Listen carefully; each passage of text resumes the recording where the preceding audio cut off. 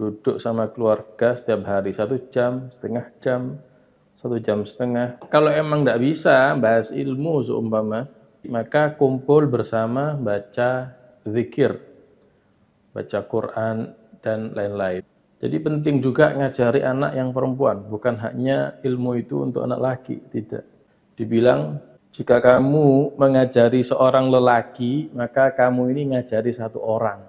Tapi kalau kamu mengajar satu perempuan, maka kamu ini seperti mengajar satu umat.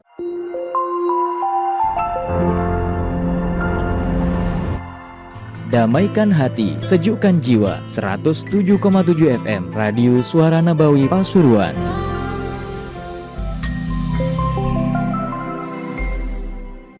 Waqala radhiyallahu anhu, ana atlub minkum khaslah wahidah, in ba tusa'iduna 'alayha ba tahmadun 'aqibatha.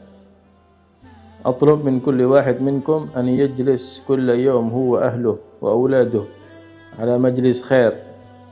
إن هو من أهل العلم يتذاكر هو إياهم فيما معه من العلم وإلا التالية يقرأ لهم جزءا من القرآن. Nah, di sini Al-Habib Ali Habsyi menyampaikan kepada hadirin, muridnya, warga setempat di tempat tersebut. Beliau mengatakan, aku meminta satu hal dari kalian. Kalau kalian bantu aku, maksudnya kalau kalian mau melakukannya, maka kalian akan merasakan nanti hasilnya. Kalian akan bersyukur kepada Allah Subhanahu wa taala. Satu hal ini adalah aku minta kepada setiap kepala keluarga dari kalian untuk duduk setiap hari bersama keluarganya. Majelis khair, majelis ilmu, membahas tentang ilmu setiap hari. Ini yang aku minta dari kalian. Jadi sisihkan beberapa waktu duduk sama keluarga setiap hari 1 jam, setengah jam, 1 jam setengah membahas ilmu.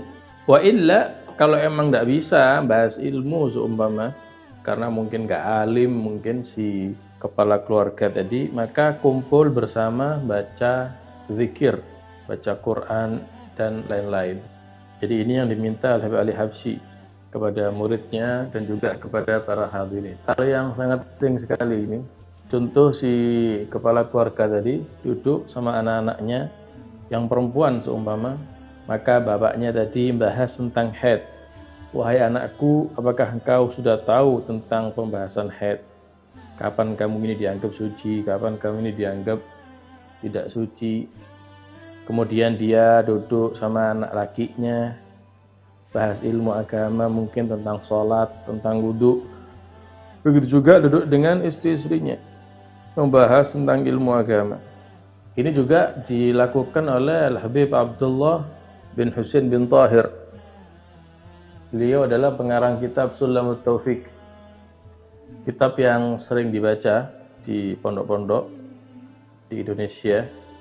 Sulamut Taufik itu dikarang oleh Zuriyat Nabi SAW yang bernama Al-Habib Abdullah bin Husain bin Tahir Ba'alawi Al-Husaini.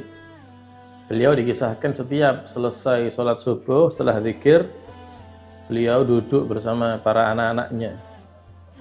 Anak-anaknya yang perempuan, yang wabil khusus anaknya yang perempuan. Jadi ada sekitar 3 anaknya yang perempuan duduk. Setiap anak tadi membawa kitab. Ada yang bawa kitab fikih, ada yang bawa kitab hadis, ada yang membawa kitab tentang tasawuf, pembersihan hati. Nah, nanti Habib Abdullah duduk di antara mereka. Oh, nanti anaknya yang nggak paham tentang fikih tanya, "Bah, ini di kitab fikih ini ada pembahasan ini, tolong dijelaskan, nggak paham." Dijelaskan. Yang hadis nanti anaknya yang bawa kitab hadis juga sama. "Bah, ini tolong hadis ini jelaskan, aku nggak tahu." Kemudian yang bawa kitab tasawuf juga sama. Jika ada yang tidak difahami, maka ditanyakan kepada abahnya. Begitulah kaum salihin di dalam mendidik anaknya, dalam mencetak generasi-generasi yang sukses. Dan masih banyak sampai sekarang para masyayikh, para habaib, para kiai ya, yang mereka walaupun sibuk sibuk dakwah, tapi mereka tetap meluangkan waktu untuk duduk bersama keluarganya membahas ilmu agama. Nah, dari cerita tadi, Habib Abdullah bin Husain itu duduk setiap subuh sama anak-anaknya yang perempuan. Jadi penting juga ngajari anak yang perempuan, bukan hanya ilmu itu untuk anak laki, tidak. Yang perempuan juga sangat penting. Bahkan ada satu pepatah gitu ya, dibilang jika kamu mengajari seorang lelaki, maka kamu ini ngajari satu orang. Tapi kalau kamu mengajar satu perempuan, maka kamu ini seperti mengajar satu umat.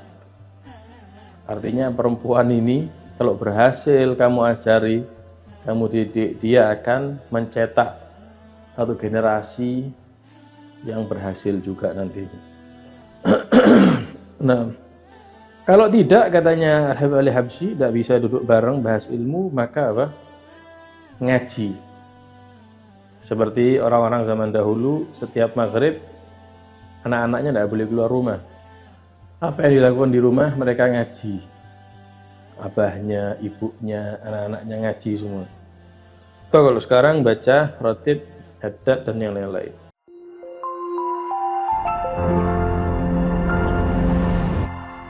Damaikan hati, sejukkan jiwa. 107,7 FM Radio Suara Nabawi Pasuruan.